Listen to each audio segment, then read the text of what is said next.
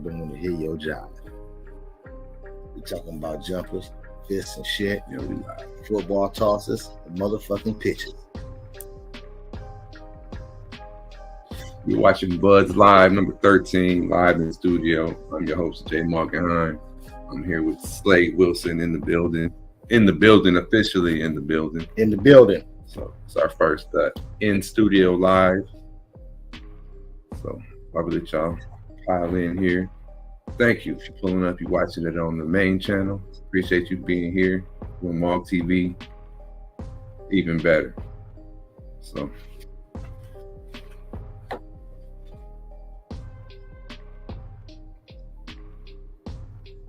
I can cut through that shit too, you know what I'm saying? So like, as soon as we get done, I'm just gonna chop it. Screw it. Let some people file in. Do like commercial break.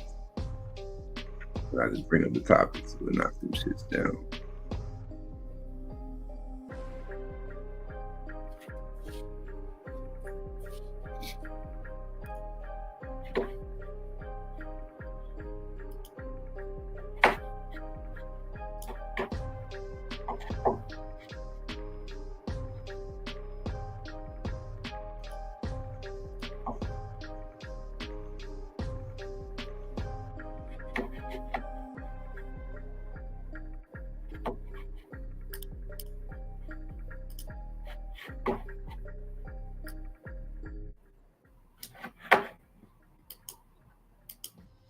All commercial break.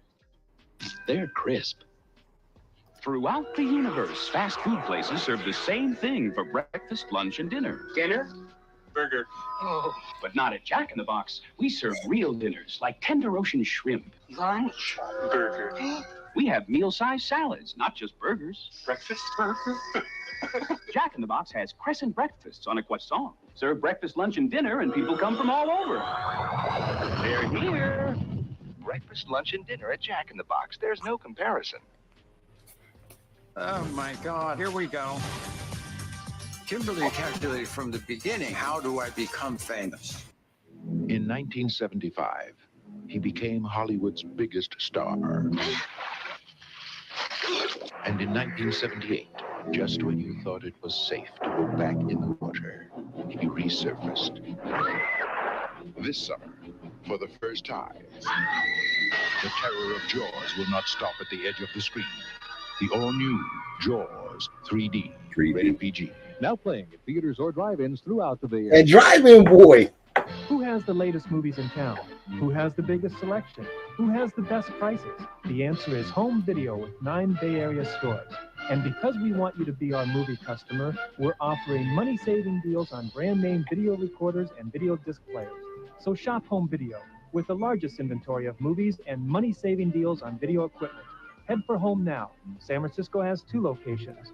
Home Video in the East Bay in Hayward, Oakland, and Berkeley, on the peninsula in San Carlos, Woodside, and Palo Alto. You play Monopoly? Then you know me. Well, now you can win 100,000 real dollars in the Pepsi-Cola Monopoly game.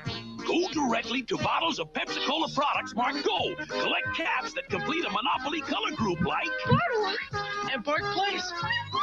and you can win up to $1,000. And get a chance to win $100,000. Win real money in the Pepsi-Cola Monopoly game. Discover Crisp. Crisp as you've never Monopoly known. game. New Crisp Fix is crispy times 2. One side holds the crunch of corn, the other the crackle of rice. New Crisp Fix is crispy times 2. 2 great grains, 2 crisp crunches for one wonderful taste. Crisp Fix cereal could only come from Kellogg's. Only Crisp Fix is crispy times 2.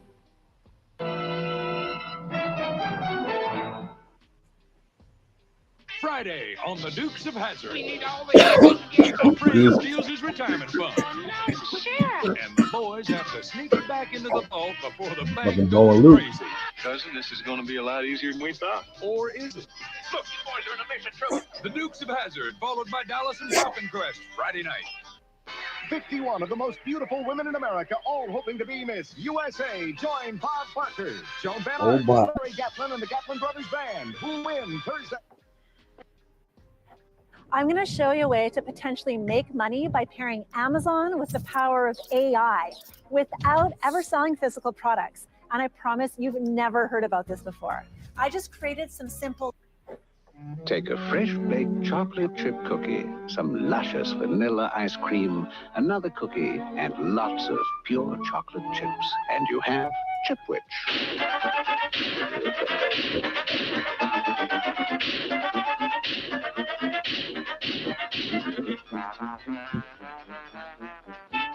It's at your grocery store. The original Chipwich ice cream sandwich. It's outrageous. 100 years ago, America started going out for steak. Same old steak? Yep, same old steak. Who had their air? And that's about the way things stayed. Until Benihana. It's steak, all right, but like you've never had it before. Sizzling, juicy, hot off the hibachi grill. So for great steak, don't head for the Old West. Come to the Far East. Benihana, the Japanese steakhouse. Here, hold my crush. Looks I remember Yeah, how it real came orange. out. You remember you've been behind him before? Orange crush. Not that one, but I know, you know. Your Like eyes to get damn hibachi bigger, grills. your mouth gets Maybe it's wider Benny, till though. those all natural flavors are deep There been inside one? your crush is so I think we even had one in Grand Rapids, really. Hey, my crush. I couldn't help myself. Orange lovers have a crush on us. And so do grape and strawberry lovers. Orange your kids. America's kids. No toothpaste is doing more to help them fight cavities than Crest. Orange your kids. For over a generation, Crest toothpaste have helped prevent more kids' cavities than all other toothpaste combined. Orange your kids. So when it comes to fighting cavities, aren't your kids worth Crest? Aren't your kids worth fresh? Orange your kids the best. Hey, Dad, ever get a checkup like this? Orange your kids. Orange your kids. Worth Crest. Fresh ground cinnamon. It makes a delicious difference in my cinnamon rolls. I'm Mrs. Olson. You know, the right ingredients are so important in good cooking. That's why Folgers is good cooking. It has a just right, delicious ingredient, Folgers crisp. mountain-grown coffee. The richest kind. Mmm. Delicious. It is Now not. That's mountain-grown coffee. Folgers is good cooking. Darling, you don't look so good. My head hurts from too much sun and fun, and my stomach's on the bump. Have a Rolaids. I'm beyond Rolaids. How about a Tums? Too late for Tums. You want your mother? I want big relief. I want my Alka-Seltzer. Alka-Seltzer. There is no more effective combination of medicines to neutralize excess acid and speed relief to your aching head. Alka-Seltzer, big relief. It was known that Claire's one's mom most discovered current. shiny What's dishes most, without towel drying. current? Beautiful shine. They I still didn't even think- towel dry. It's Alka-Seltzer to the rescue. Yes. Alka-Seltzer to the rescue. What a joy. But what about spots? With Lemon Fresh Joy, dishes dry practically spot-free. Fact is, other leading brands can dry leaving spots. Joy's unique anti-spotting formula lets dishes dry practically spot-free, down to the shine. Gorgeous. Without a towel. Discover Lemon Fresh Joy for a beautiful shine without a towel. Discover Lemon Fresh Joy. With everything from cotton to cashmere, if you care, you'll bother. Don't wear one without the other. Van Roll-On. It's like an invisible layer of protection against wetness between you and your clothes. No leading spray can keep you as dry. If you care, you'll bother. Don't wear one without the other. Van Roll-On. You and your clothes can depend on it. You and your clothes can depend on it. They don't even make roll-ons no more. Yes, they do. Do they? Yeah. That's the dumbest deodorant ever, bro. No, it works good. It does not. Yes, I got some. I got some. It does not Some work Avon. You know how the Avon used to. That shit does not work Yes, good. it does. It works. Okay. There you go. It works. don't Yeah, work it's a good. roller ball. I know it's done. You gotta shake it around. Yeah. Get that liquid. I know, but you gotta sit there and wait for it to dry. No. Yeah. You don't gotta wait for it to dry. It's under your armpit, bro. East Atlantic Duval. What's up? I don't like a moist pit. I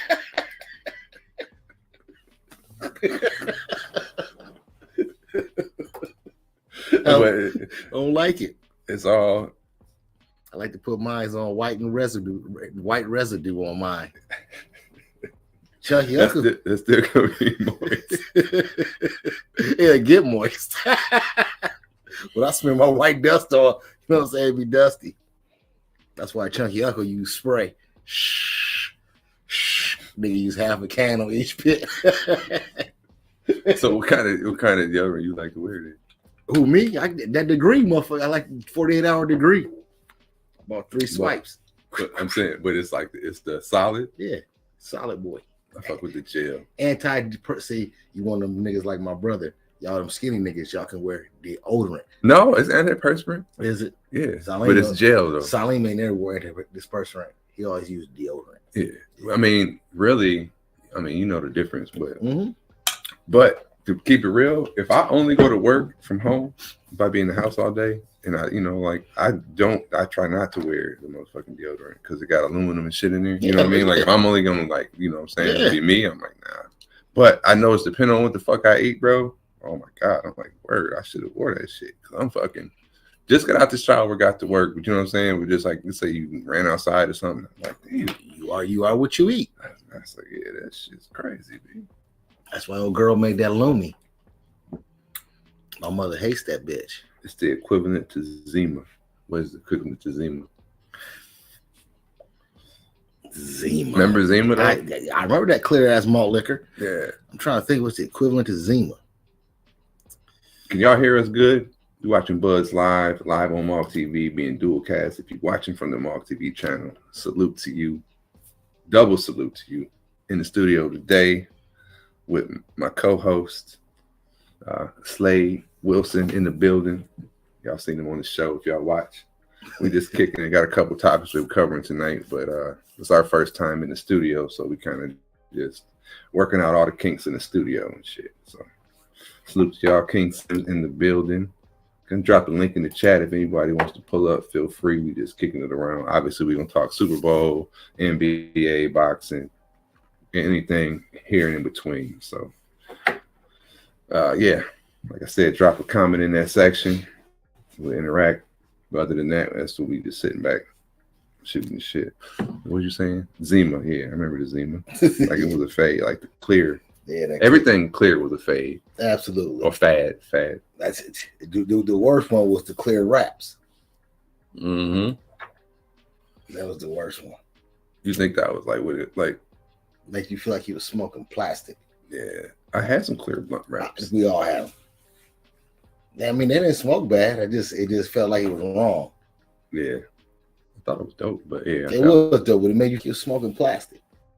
You can see. Was it rice paper? I can't remember what it was made out of. Like it was. I'm trying to think what the hell that shit said it was made out of. I didn't remember that. What else like that? Clear. I mean, you already had Sprite, but you had all types of other little clear. What the fuck? There was a little soft drink that came like a little weird bottle that we used to buy. It was something clear, but they had like all types of berry flavors and shit like that. New York Seltzer? I can't remember what it was. It might have been that. Yeah, New York Seltzer. I mean, like most of their flavors were clear. Yeah, it was all some clear shit. I mean, they might have some hues to some of them, but most of it was translucent, or as it were. Let me see here.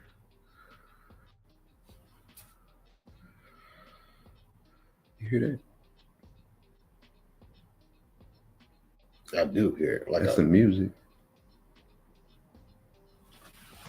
Oh, it might be the music from this. Yeah. What? All right, topic one.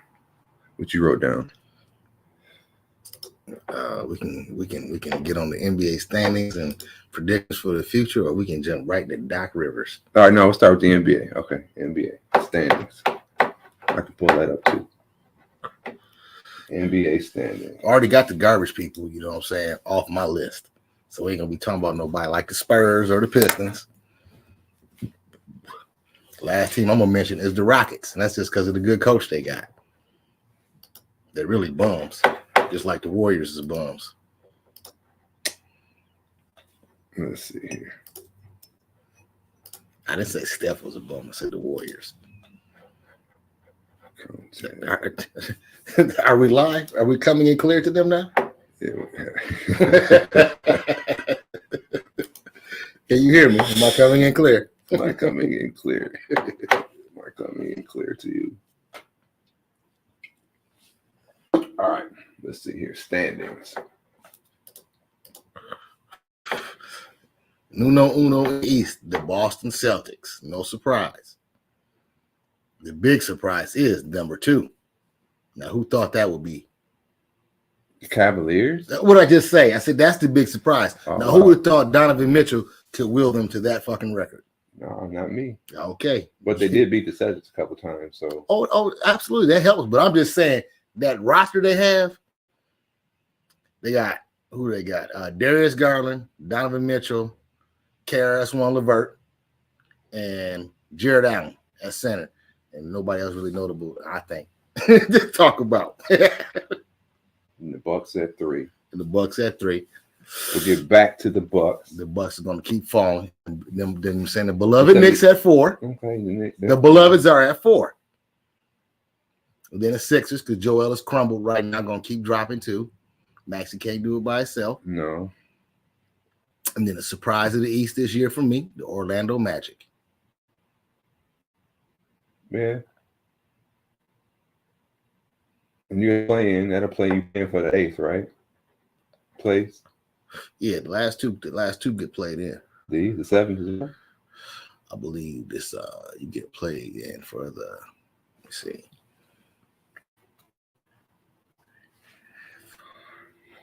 I think it's 9 and 10. Okay. If I could remember correctly. All right. Then I'll jump to the Western Conference here. The Timberwolves and the Clippers. See, that's another one. Like, I'm slipping on that. I didn't know that. You didn't know the Timberwolves was that good or the Clippers? I knew. I've been watching the Clippers. You knew they was that good. Yeah, I knew they was that good. You know they going to the finals. Yeah. They might be. You know they about to win a championship. That's all Kawhi do. I don't know about That's all Kawhi do. I do know about that. I know about that. You don't have to. I know about that. This is what Kawhi do. If healthy for the whole year, with the rest of the bums running around the NBA, he getting him one. Everybody else, and everybody that he's played against and smashed in the past knows it. The Nuggets, you know what I'm saying? They on a hangover from their championship. They ain't going back. Don't worry about that. I don't know. They look good though. Who's beating them? The Timberwolves or the Clippers? The Timberwolves and the Clippers. Keep going down. The Thunder. The Thunder will beat them. The Suns might have a little bit of trouble with them because they got a better big man. But Sacramento, Domantas Sabonis and them, the Pelicans will crush them.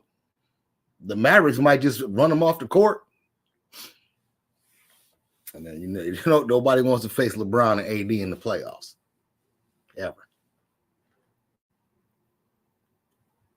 Okay. But yeah, my prediction for the whole year, Clippers championship. Clippers, okay. What's your pick? That's my pick. We already know your pick.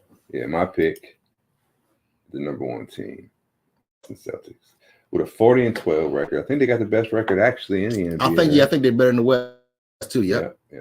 So yeah, they got the number 1 record. They just got to get. But let's just think about how the Clippers started the year. Yeah. You know, and they finally got their piece. The system, James Harden. He told y'all he was a system. It seems like he's working out to be the truth. Yeah, he is. He is the system. He said he was the system. He ain't lie. But a team that everybody sleeps on every year in the East, they do it year after year after year. The Miami Heat. Yeah. They always do more than they supposed to. Yeah. With Jimmy Butler and a bunch of undrafted bums. Yeah. I don't know. There's no games on right now. Yeah, it's mad games on right now. As a matter of fact. I can pull up without getting caught up. The Magic gave one to the Bulls tonight. Oh, the Embiidless Sixers beat the Wizards. That ain't no big deal, hard thing to do. Them poor old Grizzlies caught one from the Hornets. Tony Hernandez in the building. Salute, Tony Hernandez. Tone. Who you got for the Super Bowl there, Tony? All right, I know I'm gonna find for you. Let's talk this.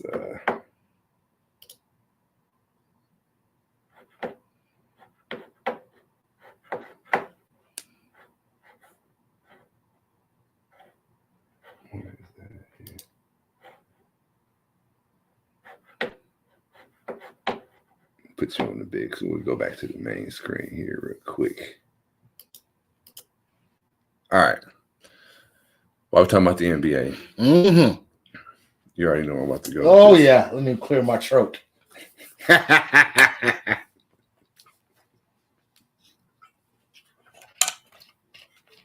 While we're talking about the NBA, what would you like to talk about the NBA? Well, with the trades, trade deadline. I was Okay. trying to pull up NBA trades. Oh, okay. It's all segues into the same topic. Oh, Patrick Beverly. I mean, all that. Is that who? I mean, it's only Patrick Beverly. It's only a few guys we need to talk about. People who are contenders. I don't care where nobody else went. We need to talk about guys that went to a contender. Yeah. And they've already, you know what I'm saying? So which trade are we going to talk about first? Yeah. What was it? Did you see any notable trades that you didn't expect or anything that you thought was like, okay, they made themselves. Somebody made themselves better. Oh, let me see here. Who made themselves better? Shit, actually, the Celtics, who they just pick up? They just got man from Michigan State. Yes. Tillman. Yeah, Xavier. That we got better. No, they got better. That matters. They got better. Now that matters. That might help them solidify their ride to the championship game. Series, right? Okay. Well, let's see here. I'll get flagged. Him to get flagged.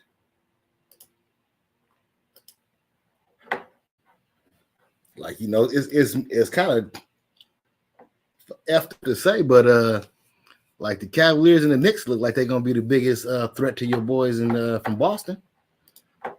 Everybody want to say the Bucks, but I just ain't buying it. Yeah, I mean, what do you think about them Bucks? Now, but they got, I think they garbage. But they got a dog. They got a dog. They do have a dog point guard and Pat Bev. They got a good dog coming off the bench, but the whole point of that story is him and Dame can't play at the same time. I mean, they can play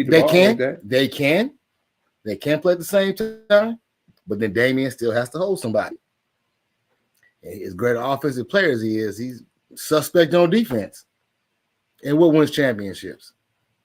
That's why they got Pat Bev. I know, but that's not you're missing my point. My point is you need the offense and the defense out of the same player. That's what made Shaq great. That's what made Kobe great. That's what made Mike great. That's why Giannis is who he is. I know, but if you got both the elements, right, and Pat Bev brings in the defensive and the backcourt that Dame may lack, right? So you're gaining it all as hold on, hear me out. Don't cut me off, bro. I'm cooking here. I'm listening.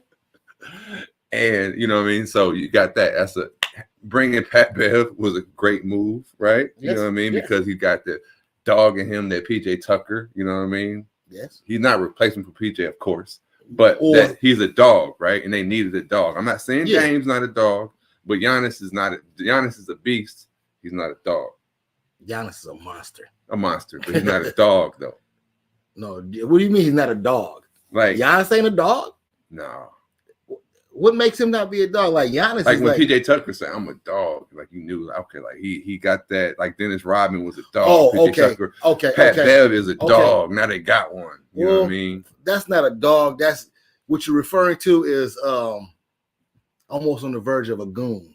That, but a little bit. You of heard all what that. Chaney said back in there. I sent my goons in there to goon That it up. too, but you that's know what I mean? Beverly They and had- PJ and they got PJ that. Tucker are. Yes, they can play, but their main purpose on the court And they, is to play hard defense and discourage their best player. Yeah, That's exactly. that's a goon.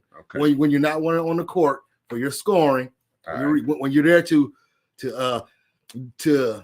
what's the word we're looking for? But we have established he has that element, whatever you want to call it, dog, goon. Yeah, Beverly you know what has I'm saying? that. Yeah, he you know what I'm does. saying? Where Giannis, they ain't got that. Giannis ain't gonna really fight. He will, but it ain't like that. You know what I'm saying? Now, what you want? But that's not the core. But hear me out. Okay. So when you have that plus the defense that Pat brings, right? Mm-hmm. And you got the perfect piece that knows how to matriculate all that together in the coaching. You know what I mean? They've added a championship coach to the Bucks. So with all this, you know, the Bucks, you know, they already have a championship or bust mentality this year. So I think, you know, with the leadership of Doc heading the ship, he should be able to make all this happen. Why wouldn't he? Well, the problem with all that is, let's start with this point right here. The problem you have with all goons are this. Let's take it this. For example, we will take it to the Golden State Warriors. The goon, Draymond Green. Okay. When goons start getting older, they start losing a little bit of their abilities that help them be that goon. Okay. You a step slower, a little weaker, Yeah. all that stuff. I know, but the goon in this case is not some. Now, okay. Okay. So like I'm saying, and here's my next point. Now in crunch time, you can have a goon like Draymond in there or PJ Tucker in there with the starting lineup. You know what I'm saying, to close the game. Because he fits in, plays defense, and he can score. He's facilitating.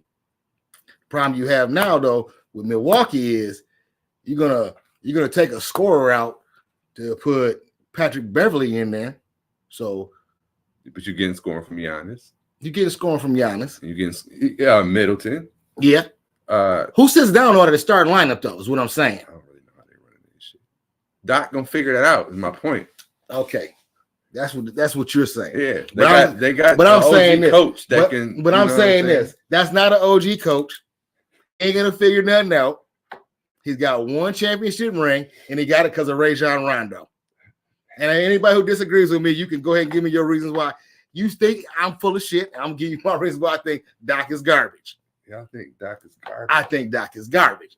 He hasn't won anywhere. He had Chris Paul, Blake Griffin, DeAndre Jordan, JJ Redick, and a host of other guys who anybody would take on their team. You tell me why he couldn't win one there. East Atlanta Duval He says, couldn't you can see on the screen. Rivers has blown, it's a delay. Rivers has blown the most 3-1 lead. Thank you, coach ever. Thank you, my brother. Thank you. I'm glad somebody sees what I'm saying. He's the worst. He had no reason to ever get another job in the NBA. Ever. But, yeah. Maybe as an assistant coach. Okay, listen to this. Listen in East Atlantic. Listen, follow me. Pick up when I'm about to lay down, right? Mm-hmm. If you blew the most 3-1 leads, right? Yeah. That means that you winning. No, that means no. English. Yes, you're winning, but that means your players are the ones winning. Because if you have a lead like that, that means the other coach made an adjustment, and you couldn't make an adjustment back. That means you're not a good coach. That means no. Follow me. It's the same thing as halftime. If a team is beating you at halftime, you go into halftime, you make adjustments, you come in, and you come back and win because of the coach's halftime adjustments. So that means that Doc Rivers, all them times, has won 3 games. The other team won 1. That means the other coach made adjustments and went on to win 3 games in a row. And Doc, you couldn't do anything to stop them winning 3 games in a row. You can't make adjustments. He can't make adjustments. He is garbage. He wins because he won in Boston because of the talent, and he only won 1 year with that talent.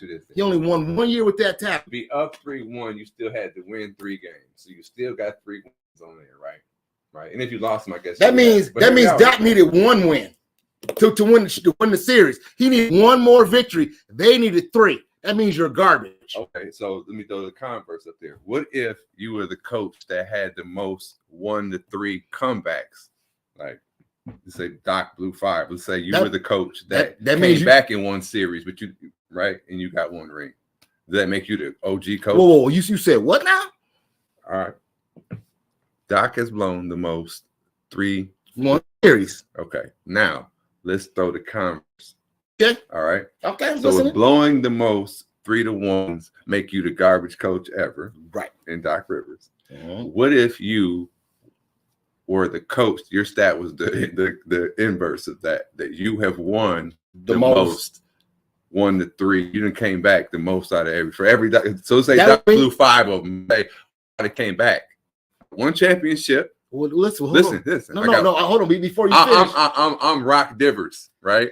Okay. Doc Rivers. I'm in the bizarro world. Now, hear me out. Just answer the question. I'm going to ask you a question, but what you're saying ain't making no sense. No, because I haven't finished. You did because you said this right here.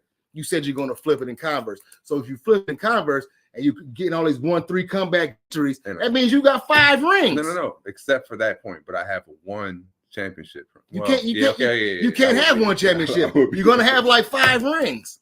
That will make you the OG. That will make you the OG. That's what he can't do. That's why he's not an OG. That's why he's trash. That's why he's garbage, because he can't do that. It's just like a lot of people will disagree with me, but Teddy Atlas opened my eyes a while back on an article I read about Mike Tyson not being great. He's not great. He never won a fight where he got challenged. When he beat everybody up, he was supposed to beat up. He never won. He never fought and got to a fight and had adversity and came back and won. Ever. Hold on, I got to throw another banner. We talking boxing now? I'm just making a comparison. You just said some blasphemy. It's not blasphemy. It's the truth. When everybody thinks about what I just said, you think about, you name every tough fight Mike Tyson's in, and he lost them. He lost them all. He lost the tough ones. Lennox, he lost the tough ones. Yeah, Riddick Bowe? No, Riddick. No, he didn't lose to Riddick. He didn't lose Riddick. No. Buster Douglas. Yeah, Buster. Then he got the video game after that. Word. Yeah, Mike didn't win the ones where he got challenged. You were challenged every fight. Well, I know you're saying. Did it look like that against Trevor Berbick or Michael Spinks or anybody when he was early? All these little guys who were scared of him. Everybody was everybody wasn't scared. That's why the guys who beat him because they weren't scared. Shout out to Bipolar in the building.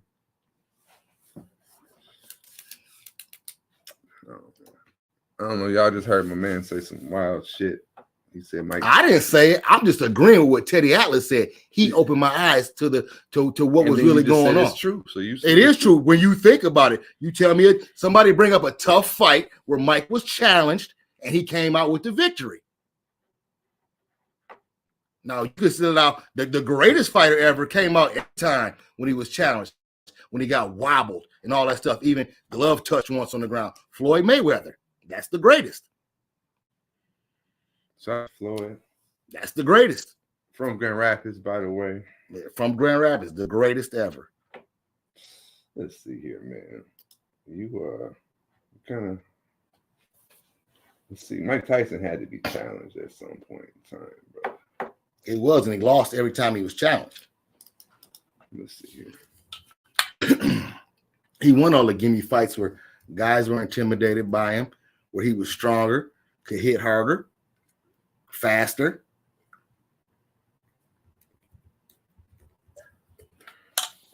I'm trying to think of but I like somebody on paper to tell me how in the hell Evander Holyfield beat Mike Tyson twice, though. That's my whole point. Huh? He was tough. He was not tough. Evander? He was tough, but he wasn't better than Mike, is what I'm saying. He was not a physically gifted, better boxer than Mike, but he challenged Mike, and he was in a position that Mike couldn't get over that hurdle.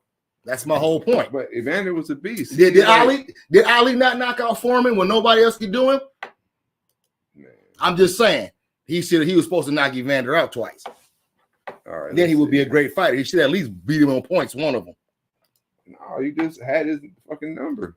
Roy Jones, is he good? You could put him in the same thing. Was he? He always failed when he was challenged. No, this is a difference. Mike was always a heavyweight. Roy was an idiot. Roy was a weight jumper. No, but no. Listen. No, in his prime, Roy didn't lose. I know, but like in his prime, Roy was a middleweight, a super middleweight.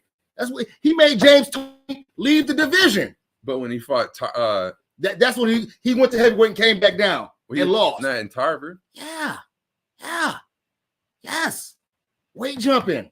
because the naysayers talking about Roy, you ain't getting no challenges. Roy should have kept his ass as a light heavyweight at the most. He never should have went to heavyweight. Tony Hernandez says you could say that about Floyd, but not Mike. Say what? That say what? I can say what? I can say what about Floyd? That he's the best? Absolutely. No, he might be agreeing with you, I think. Oh, yeah. Let me see. Yeah, Mike was knocking cats out, man. Yes, he was knocking them out.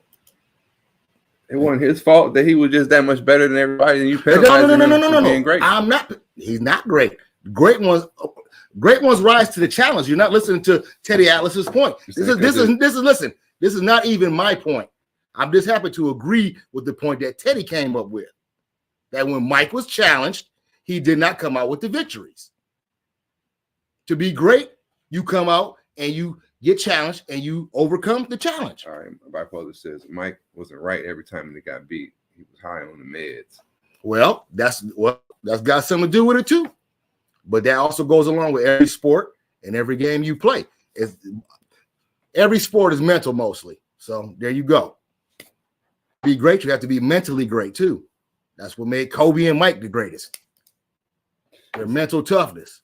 Tony says Roy Jones was better than Floyd in his prime. Yeah, absolutely he was. And then he started weight jumping. I can agree with that. And then he started weight jumping.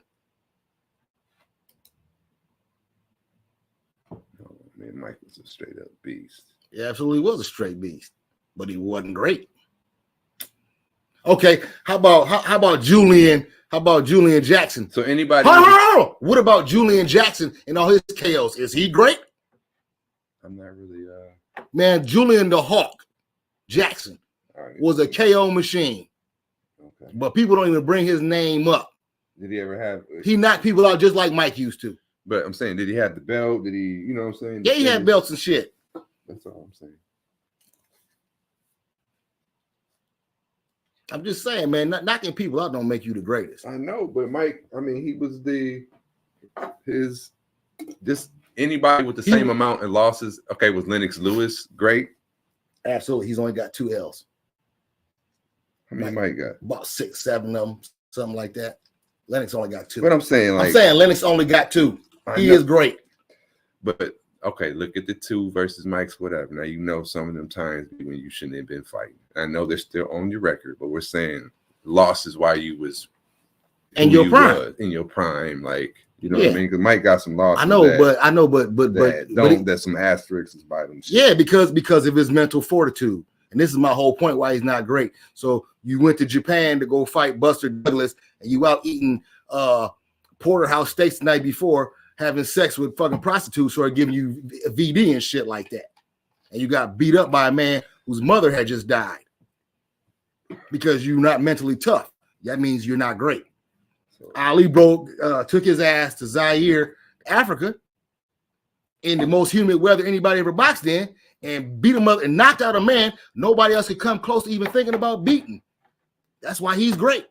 That's why Mike's not great. Mike ain't got nothing like that in his resume. Does Mike have an Ali versus Foreman on his resume? What giant did he overcome?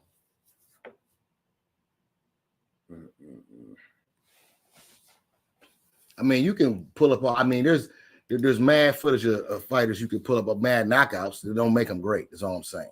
The glass jaw Roy, just tap his chin and he goes right down. Yes, it got that way when he kept on weight jumping it from heavyweight to light heavyweight. But you couldn't say that when he was in the middleweights and shit like that. Like I said, he made James Toney lead a division, and James Toney knocked out Evander Holyfield. Anybody got any response to that one? See what I'm saying? James Toney knocked out Evander. Evander beat the shit out of Mike Tyson twice.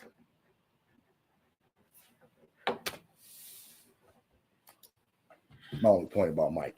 And I wasn't even trying to get off on Mike like that. I was just simply making a point about greatness, and he ain't great. He's a really good boxer who he's a great knockout artist, but he ain't a great fighter. See, like in his prime, so you think? Well, in his prime, he had Cus D'Amato. Yeah, so I'm saying, and then Cus died. Like if you, and that was Mike's mental fortitude right there. So if you that's kind of when it all fell apart for him. Been anybody ever noticed? All right, but I'm saying in his prime, the sharpest Mike, right? Yeah. And you got to like, you're not grabbing him on the game or whatever, you know. I know, but you grab him on the game, or I'm just saying, whatever. Or you gotta understand. Listen, are we summoning our champion? Summon your champion. Listen, and you're not gonna pick Mike to go. Never. Because you're gonna think he's gonna lose against the next greatest person. Any of these old school, you're gonna say Ernie Shavers or the Mongoose or any of them. Like, so anybody that's as great as him is gonna beat him if he never rose. If he's not great and he never rose to the occasion against the greatness based on. I got a list. I got a list in their prime of people who will take Mike out. Yes. All right, yeah, but I'm saying I got a list. If he's not great, already you saying the people that beat him or those was flawed, or was just because he didn't rise to the occasion, he didn't prepare. He did lose. That's because he's not great. That's my whole point. He let subpar. He let one subpar athlete beat him, being Buster Douglas. Okay, the other losses, I ain't saying that they were subpar. I'm saying they had greater mental fortitude. My man said, Morgan Man is talking like Charleston White. You know who Charleston White is? Absolutely.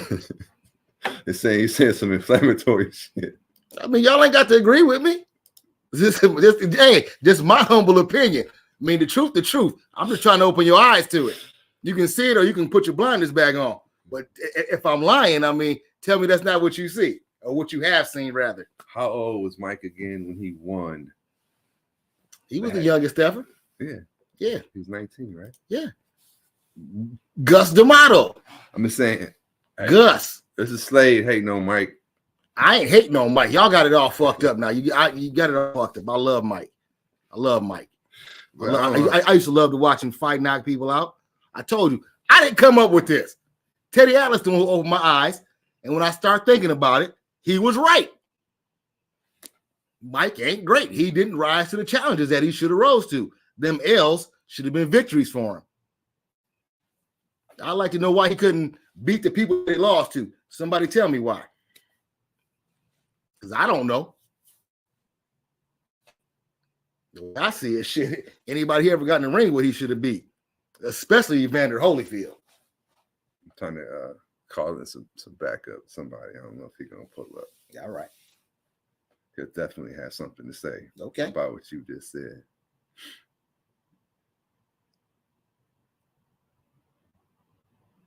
Slade is bugging. Said Tyson ain't great. That's fine.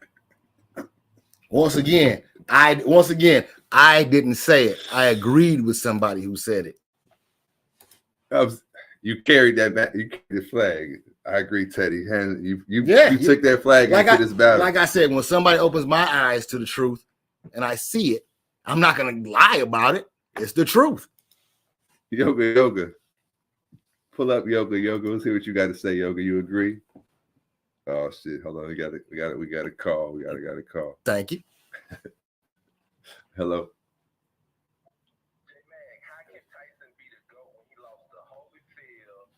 Pull up.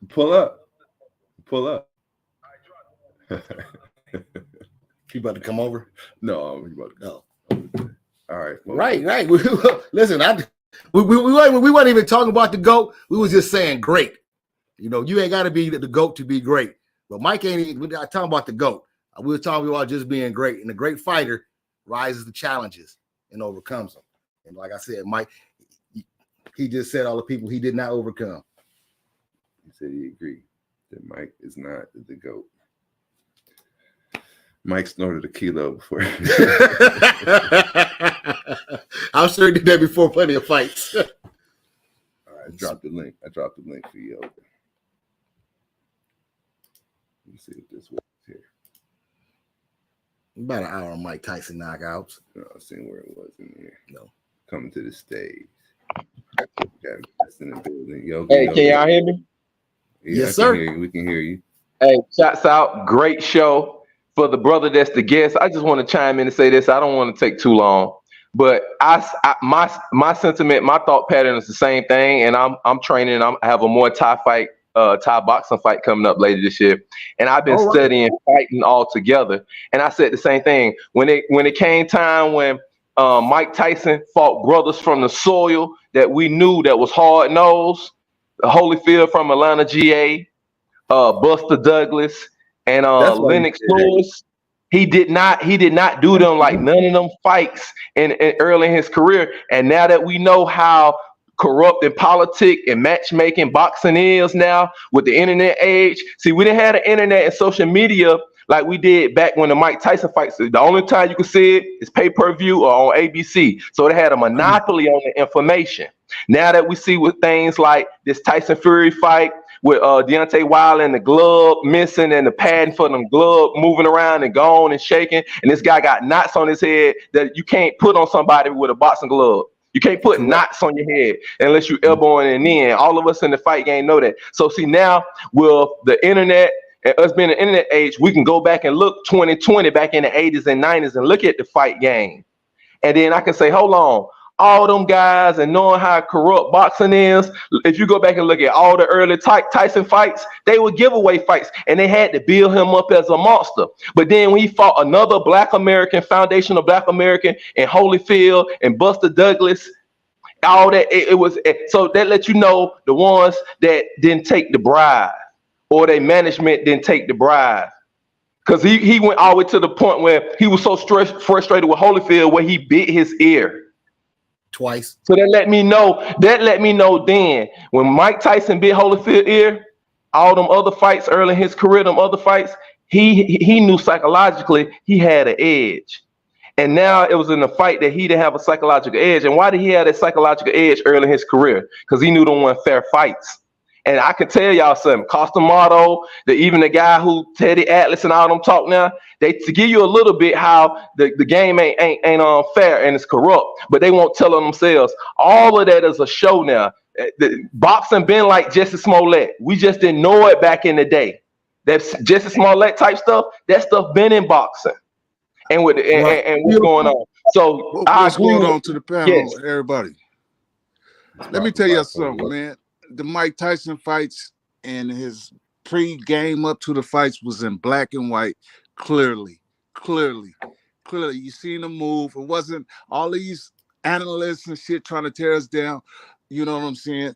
But nah, Mike Tyson was the greatest. He has a real bad mental problem. A lot of the black community is emotionally tied to Mike Tyson, but they're not looking at the actual fighting and the technicality of it. A lot of people are emotionally tied to his media story. See, they sell a media story. That's a part of the marketing. He bit an ear off, man.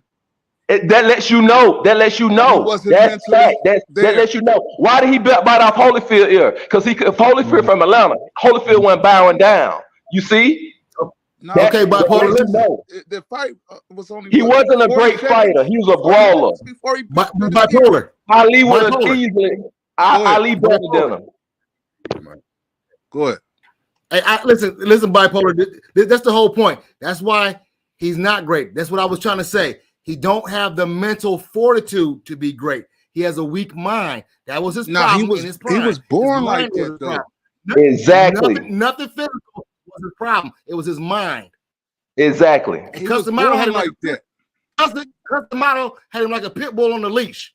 And as soon as Cus died, the pit bull was biting everybody, fighting his owners and everything. He like a dog didn't get put down. He didn't have the mental fortitude. That's why he could never be great. Can't be great if you're not mental. Mike Tyson is the greatest, and nobody still wouldn't get in the ring with him today. He didn't beat Holyfield. He didn't beat Lewis. He didn't beat Buster Douglas. These are men that he could not touch. Holyfield would have got right back in the ring with him anytime. Anytime he would have got right back in the ring with Mike. Holyfield whooped that man. Holyfield broke his spirit and his heart. Holyfield made him bite him. He broke his spirit. He was always mad. Lennox Lewis had him rubbing his face after he beat him up. He was rubbing Lennox face trying to kiss him. He wanted to eat kids.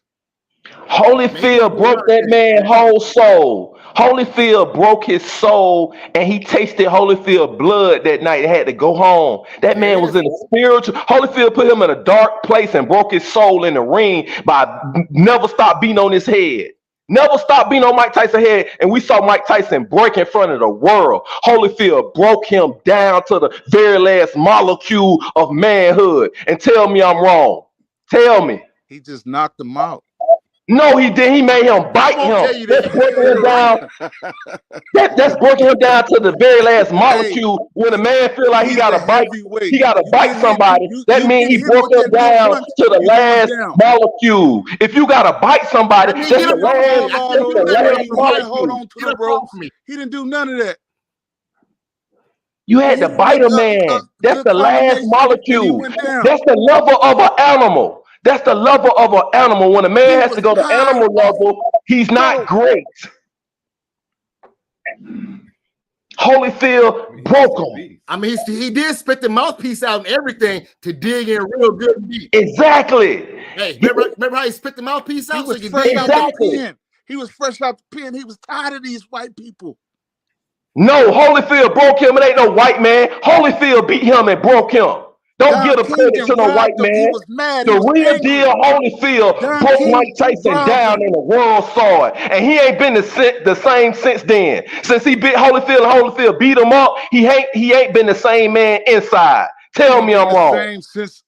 No, he hasn't. No, he hasn't. When he bit Holyfield, his spirit was left from earth.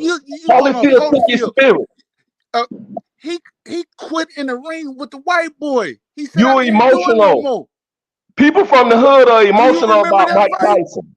People from the hood are emotional about Mike Tyson. They don't look at it factual. They don't look at the real. He quit in the ring and said, "Okay, let me talk and I'm gonna let you talk." Now check this out. In combat and in war, when somebody results to in combat in a combat sport like boxing or Muay Thai, grappling, when somebody results to taking their mouth and getting on the level of an actual primate and biting you, when the whole sport, the martial art of the sport is the sweet science of boxing, to show how you can stay on your feet, jab and cross and punch a man and stay agile. And when they break down and leave everything from the sport, you make them quit the sport. So in essence, Holyfield's defense was so good and offense was so tiring over Mike Tyson, he made Mike Tyson quit the sport of boxing. And Mike Tyson went to primate and just biting with his mouth because he quit the sport of boxing. That's what I'm telling you. And Holyfield made him quit in front of the world, not just quit the fight. He quit the sport of boxing because he stopped boxing. He started acting with his mouth like a primate. And if you don't understand and comprehend, that's the highest level of defeat for a man. You're not a man. I'm sorry, brother. Nigga, the highest defeat. Exactly. Why you calling me that? Why did you call me that word? Why did you just call me that word? Brother, I'm not that. I'm just talking to you with respect. I'm talking to you with respect. Hold on, we just broke this down technically. I didn't cuss at you or call you a name. I broke it down technically. What I call you? What I call you? You lying. You called me the N-word. Rebut what I said about Mike Tyson. Tell me that's not breaking down. He quit boxing. He quit boxing in the middle of the fight, so he quit the sport. What's wrong with old boy? He quit in the ring, man.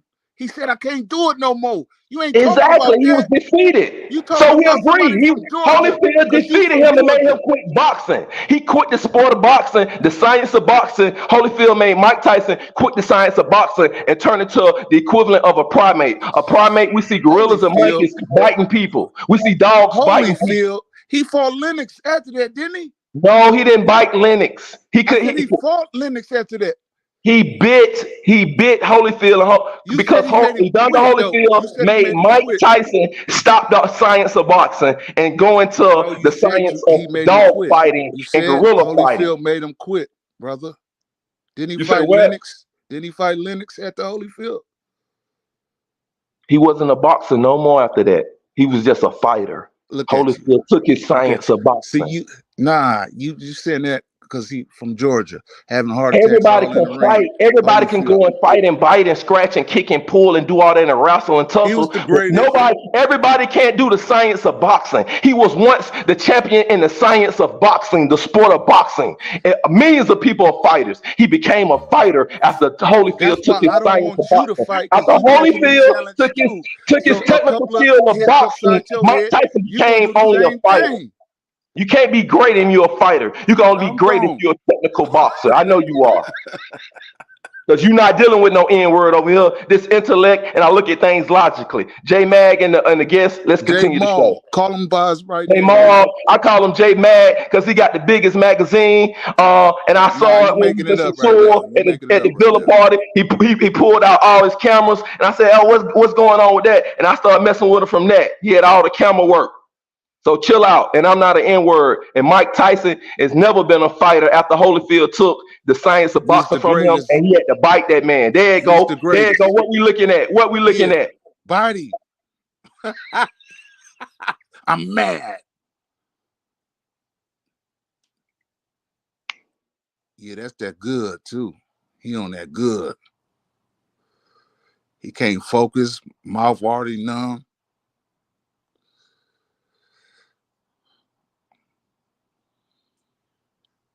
Holyfield knew how to cover and smother Mike Tyson's attacks and over and straight frustrated Tyson. And Tyson stopped boxing and he just said, "All right, I want to get around that defense. How can I get around that defense?"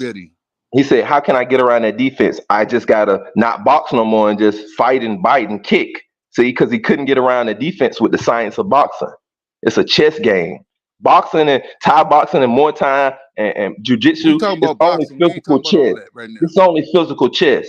So he had a mental lapse and he went to primate mode. That's why I don't want you to fight, because you going through mental issues too, and you get hit upside the head a few times. You might end up on the, breaking down, quitting in the ring, biting off a nigga ear too. Well, I want to listen back to the guest of the show. I was listening to his view, and I just agreed with his view. That's it. Yeah. But we watching the highlight.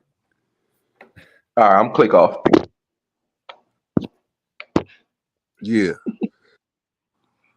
But mention this fight. I saw that. Give him a little promotion. Yeah, He got too emotional. He got fired up. He can't debate like that. You get too in your feelings, man. We talking about, a sport. That's it. But see, there it goes, because the early rounds, Mike was doing his thing, but then, like he was just telling you, though, Evander just started smothering him, and he couldn't get around it. And listen, and this is the whole point to Teddy's article and my original statement about Mike not being great, because this ain't that much to overcome. All you got is a guy trying to just maul you and push you around, and he couldn't overcome that. He got frustrated and bit the man and lost the fight twice. Yeah. That was my only point to the story. You're right. He was trying to get up out of there in 3 rounds and go back and party. Well, this is my whole point. A great fighter can't do that. That's why Mike is not great. He's a really good fighter. Exactly. That's why he's not great, man. A lot of these guys got emotional attachment from the HBO stores, and in the 90s, it was the drug era, and Mike Tyson was looked at a hero in the hood. A lot of these guys coming out of that era, and they don't see fighting in the same way. They don't see a breakdown of lack of martial arts. They don't see boxing as all mental. And then for a breakdown in mental, like that's a disgrace to your coaches to bite somebody. So what you think Costamato was doing in the grave when he stopped boxing, the science of boxing, and went into animalism and bit Holyfield? Costamato started in his grave. Hold on, brother. Let me speak. Hold on, brother. Let me speak. Costamato started flipping in his grave when this guy, and for him to bite Holyfield, and they saw Holyfield growing up in the Olympics and Golden Gloves with Tyson and all that, to do something like that. It's just. It's more worse than Draymond Green hitting the guy, their own teammate. It's on another level. It's a lack of boxing science, and all the greats and the belts go to people that master the science. And anybody can brawl and fight and bite. You can see chicks on the street fighting each other in Brooklyn and Brownsville, pulling out each other, weaving, biting and scratching each other. You see it in the club. Hey, listen, and I'm glad you brought Costamato back up, which was to my other point. Mike was just like a pit bull on the damn leash. And as soon as Costamato closed his eye and he quit getting trained by Costamato's camp, that's when Mike lost his mind and he lost all his technique. They couldn't call out numbers no more. He lost all his combinations. It wasn't no more. Hit him with a 7. Hit him with the 9. He didn't lose his technique. And yes, he did. Listen, man. No. Let's go to every fight. Let's go to every fight. He was Let's messing go with to every Robin fight. Givens. Let's No, go to no, every listen, fight. bipolar. You keep listen. You watch the early Mike Tyson fights and you see the 5-punch combination. You watch like his last 15 fights and you see him throwing 1 to 2 shots at a time. That's not so. You telling me that didn't matter when you only throwing 2 shots at a time at the most? When he used to throw 5-punch combinations when he was in Customado's camp? He absolutely remember he was younger. You get old too. That's when he lost it, bro. You get old too, though. Yeah, you do get old. You do get old. But he wasn't that old. He was brother with the white sweater. What's your name? The guest. What's your name? Slade. Hey, Sway. I gotta let you know so you don't rev it up too much. His name bipolar, but it's factual and actual. So come on, him man. seeing the fight is not the same as you seeing the fight. I'm being real with you. Look, okay. Let's go to every fight then, one by one. And you will see what Sway is saying. He had techniques, and then he lost the techniques in the ladder in the fight after Customato was passed, and he started biting guys on the primitive tip. Look. Mike Tyson was full of hot meds and cocaine, man. Sex all night, partying. Can't be great. He's not great. I know. Hey, listen, bipolar. He got sent to the pen. Go ahead. What you're doing is co-signing our checks. You're talking about a whole bunch that a mentally strong man with willpower would not be doing. And this is the whole point of the conversation. Mike doesn't have willpower. He did not have willpower. He was not mentally strong. He is not great. Sway, that's what I'm trying to say. Sway. Listen, hold on. Let me say something to Sway. Sway, listen. Repeat what you just said. That's why he's pro Tyson, because listen, his name is bipolar. Tyson is what? Bipolar. Tyson bites your ears off. You got to peek that Sway. So the bipolar community gonna support Mike Tyson because he did have a mental breakdown. So people coming from that side of life, they're gonna be like, no, Mike Tyson is the greatest, because they might Why be you so emotional? You feel me? So it's gonna be a lot. So we're in a time. The internet made things where we're in a time where things might be a handicap.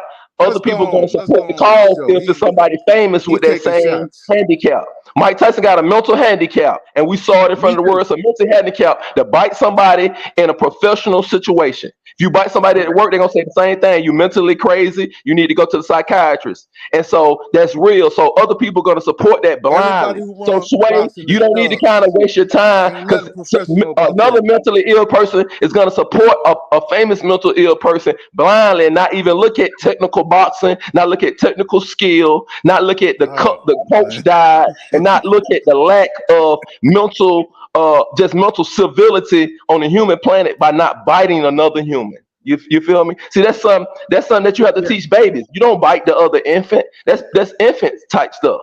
And so when we see a 30-year-old man that's a millionaire, that he was in the Nation of Islam, and then he go to biting people. How you been in the Nation of Islam and with Farrakhan, and then you biting people?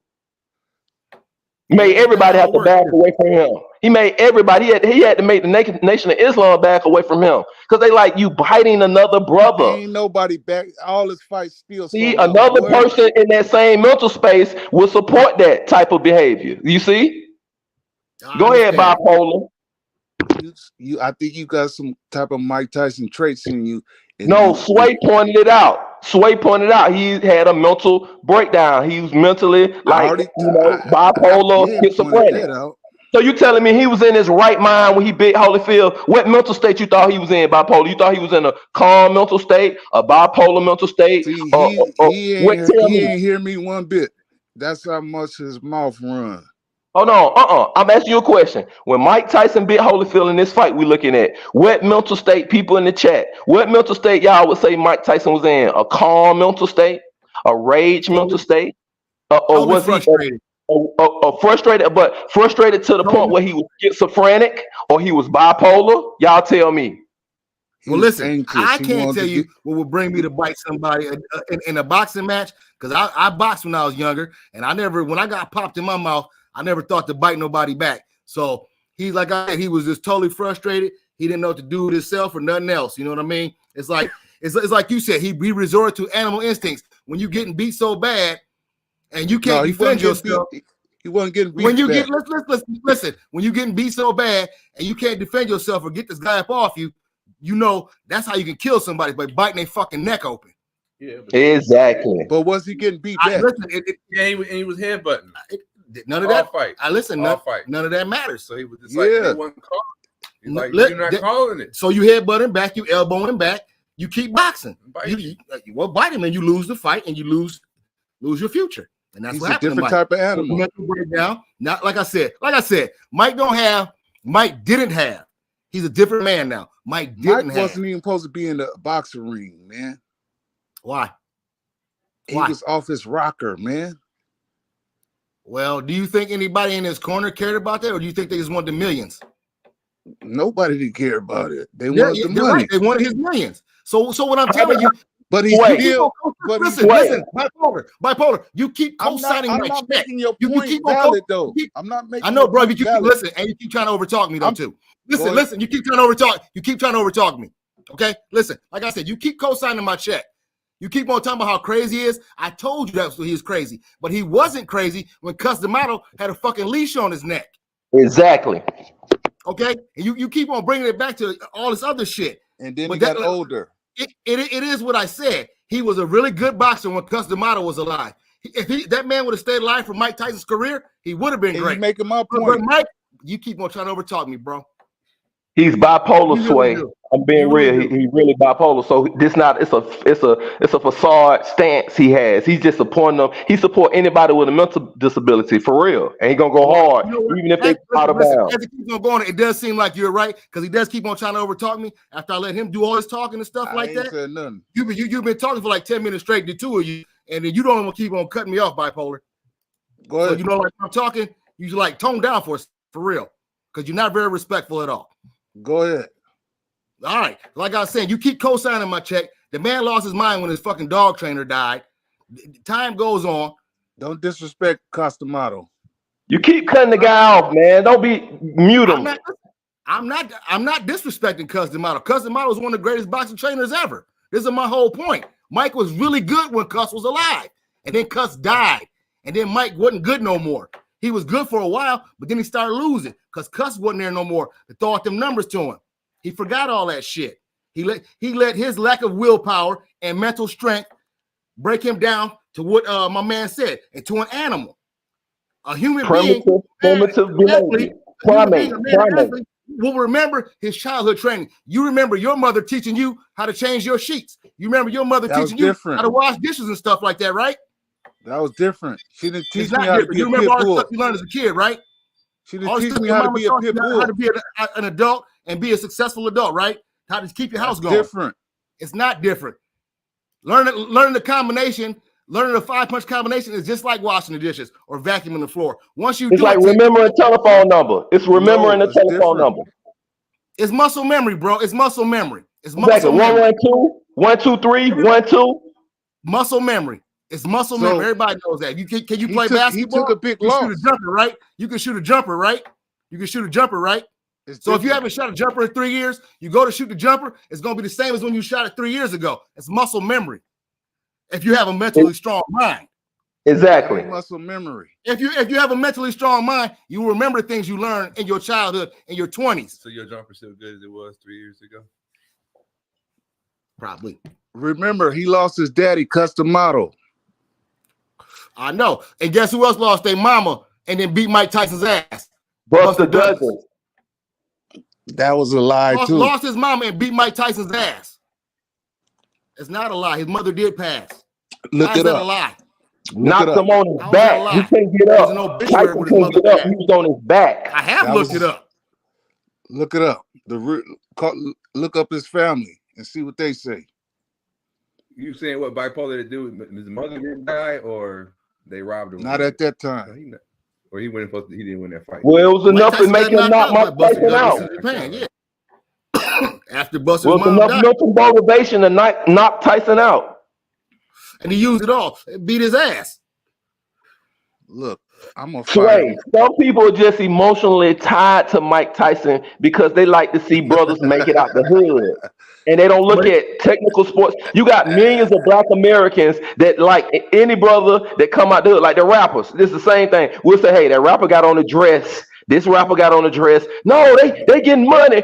They gonna love anybody that come out of the hardship, calamity, extreme poverty, get on the U.S. and make it to the millionaire status. Even if what they doing is clowning, even if what they doing they not the best, if they biting people, if they gonna still cheer for them, and that's built into a capitalistic system that has classism, racism, and all that. Are you taking this the wrong way, boy? No, I'm just breaking it down. I'm breaking it down from a micro standpoint and a macro standpoint. So I'm letting Sway know because Sway is like, why is this fake argument? What he don't see what we're saying, and I'm breaking it down to Sway to say, hey, it's some people that look at anybody that come from the hood and they make it to the upper level, they can't do nothing wrong. And we're analyzing this as technical boxing fans or fighters or ex-fighters and martial arts.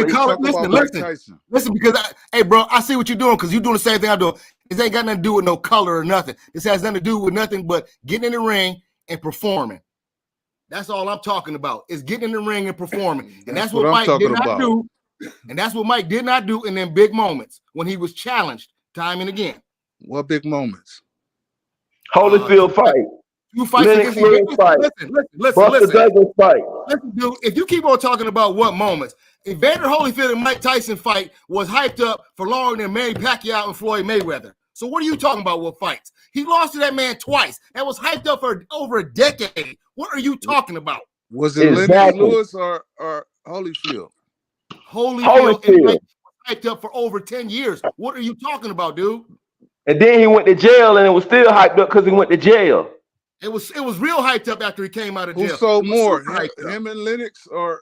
You changing the goalposts. You changing the goalposts. We talking about him not being mentally strong and losing his mind and biting somebody, and he's not great. That's what we talking about. Not about how much they made. Stop it. You emotional. Oh, that's another deflection. Stop it. Well, listen, Bipolar, you keeping a real calm tone, but the only one over here really like getting emotional about this kind of is you. Nah, you switching up. You bipolar. I'm not switching up. I'm not switching up. Listen, my original statement stands, and I'll repeat it again. I'm piggybacking off an article that Teddy Atlas wrote saying Mike was not great.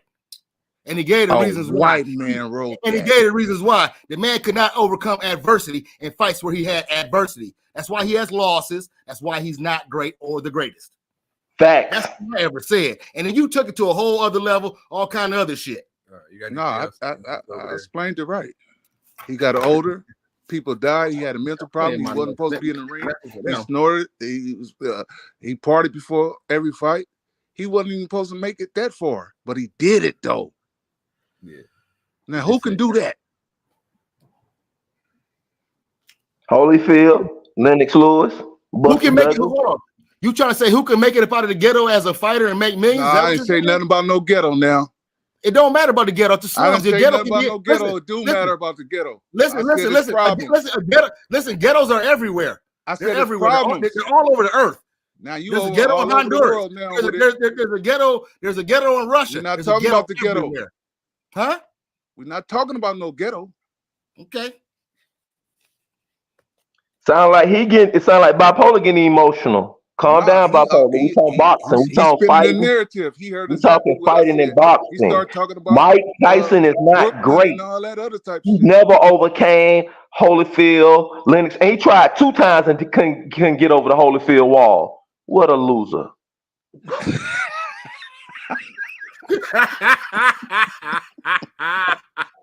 I love it. Well, he the greatest. You couldn't beat a nigga who you already bit his ear off and you still couldn't beat him. What a loser. Holyfield lost his house to Ali great. To Rick Mayweather great. What'd you just say? I'm gone. Holyfield lost his house to Rick Ross. He a loser. Hey. To Rick Ross. All right, something that might bipolar.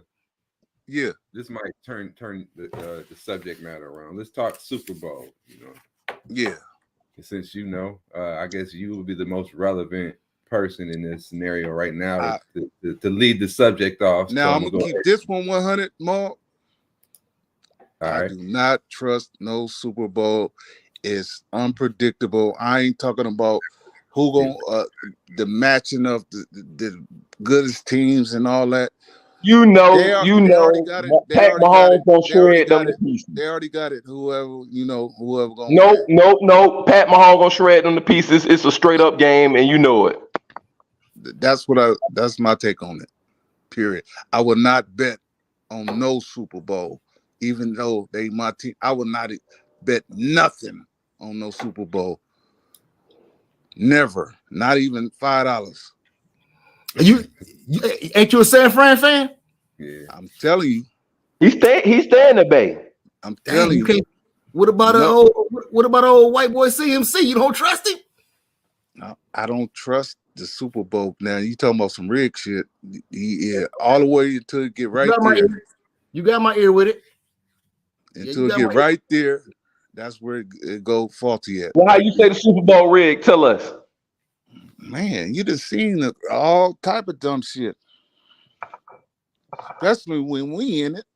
You know, the lights, the dome go off, and then we come back and they did get you, didn't they? They got y'all. They got you. Sway, I must admit this, Sway. We're talking to a man that has lost a lot of bets and a lot of money on San Francisco in the past, and he has PTSD from it, and he won't bet nothing on them guys no more. You love throwing shots, man. No, you can hear. We can hear your put your intake on. We hear you talking. You done lost a lot of money on San Francisco. Taking shots, man. What's your intake on a Super Bowl? Go on and give us a dose. I don't even watch Super Bowl and the football like that no more. I'm being honest. What happened with the Atlanta game? You feel me? You think that was rigged? Even before then, I stopped watching NFL after college and stuff. I'm being real. I'm not on it. I'm just to can see who at the Super Bowl or whatnot. I've been on something else. I'm more into. I watch the one championship, the boxing, UFC, the K1 kickboxing. And the one championship over in Asia and Thailand and stuff. So I'm into more of the fight game and what's going on in the fight game more than football. Okay. That's what's up. Because I know they be rigged and stuff, and I seen all this stuff in the college football with hardball them and the camera stuff and all this. They tackle the quarterback Brady. Then they say, oh, it's not a tackle. And then they put the other guy at the game. Now you can't tackle this guy. It's about money now. And then another thing. With this football. Now you seeing all this betting over TV. DraftKings, bet this, bet on the field goal, bet on the coin toss, bet on this. And I'm like, God, when we was in high school and college, we couldn't just pick up our phones and gamble like that. So I'm looking at this football totally different, like it's a Jussie Smollett act thing, because they're looking at the betting odds and they see how much billions of dollars being bet on each play, and they can change a play to get the money. And so now with their sports bet, DraftKings and all this wireless betting on your phone on any game over the world with football, with the NFL, you best believe, just like the movies show us how they got the casino slots already rigged because they computerized, so they only gonna let so many people win. Now I'm thinking the professional NFL the same way with this DraftKings and bet prize, and they bet every commercial there in America you watch. It's telling you to bet, and they got football on every channel every night now. Well, you know, it has always been where Vegas has controlled sports, and that's the truth. And people always thought the mafia and them type of things had went away. But I try to always tell them, no, that shit never went nowhere. Now they got it all legal, just like you're saying. And the whole point of the story is when you're watching these games, you can see it's not truly the athletes that are doing this shit. It's that like the referees. It'd be like when it'd be like the coordinators and shit. They call a play. You always ask yourself, why the fuck would you call that play now? That's why they call that play now. Because there's so much money on the DraftKings. So much money being bet. That's why they called that play right there that had no chance of working. Yeah, because they say, okay, it's 500 million betting on this play if they're gonna make this first down, and so they'll they'll let the team lose the ball and punt it away to make the 500 million on the betting on the DraftKings. So people got to realize that. I said the same thing. I said you can't trust either play now because they'll bet on if they're gonna punt this drive, and they say, okay, it's 900 million betted across the world if the Patriots gonna make this drive, and so they'll make sure the offensive coordinator. Like with Colorado Buffaloes with Deion them. They was playing against UFC and they kept running the ball when they ain't have time. And everybody was like, why they keep running the ball? They got the best wide receivers out there, Travis Hunter, and they keep running the running play. And then the next game, D&M came out and said, hey, something was up, man. Our offensive coordinator kept calling the call to Shador in the helmet, and they ain't gonna not run the play. They gonna do what the coordinator say. And I think that coordinator tied to some of them families. It's tied to, we got to look at the owners of the DraftKings, the owners of pick prizes, and see what's going on and who they tied to the NFL. And that's real. You already know. We can't look together. We can't look, but you already know what it's tied to. They even got it on phones. Kids, they got kids. Yeah, they trying to get the kids to get gambling habits. I peeped that. Like, cats don't need to be 18 in college and like, hey, my homeboy just made it. He came out of LSU. He running back punts for the Falcons. I put $50 if he gonna at least get 20 yards on this punt return. They don't need 18-year-olds don't need to be doing this in college. And they could be secretly gambling, and their parents don't know. It's going to be a big wave of gambling, a big epidemic we're going to see in the next 5 years. We're going to see the results of all these young 20-year-olds having this DraftKings and betting on the NFL that we didn't have when we was in the 80s and 90s. We're going to see a whole different. It's going to be like crack. Yeah.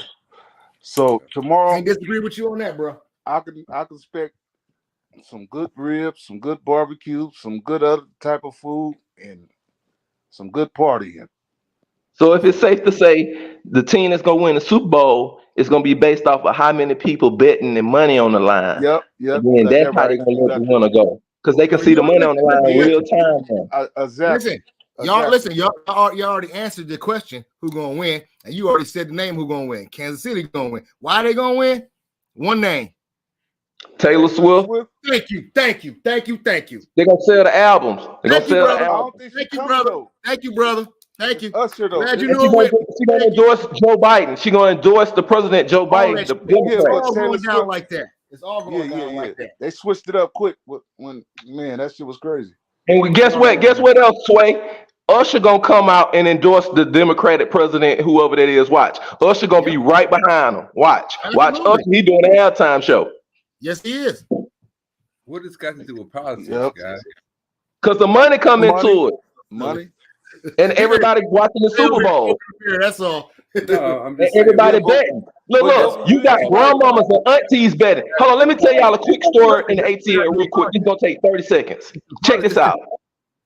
Troy Bierman, he used to play defensive end for the Atlanta Falcons, the white guy. He married the white girl from the Housewives of Atlanta, Kim Zolciak, the one used to be talking about Big Papa.